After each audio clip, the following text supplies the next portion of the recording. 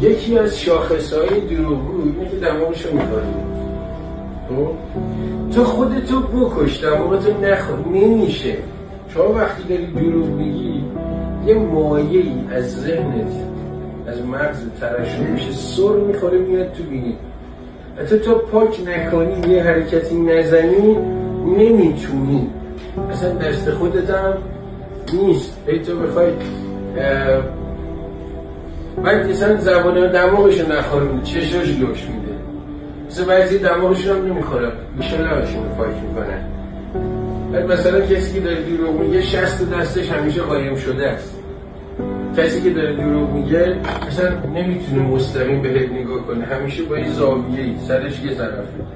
یا موقعی که داره دروغ میگه پرج نمیزنه، چشاش مستقیم بازه، چون انقدر تمرکزش رو دروغی که داره میگه است، تصویر سازی میکنه، تصاویری که وجود نداره، مثلا یادش میره پرج بزنه.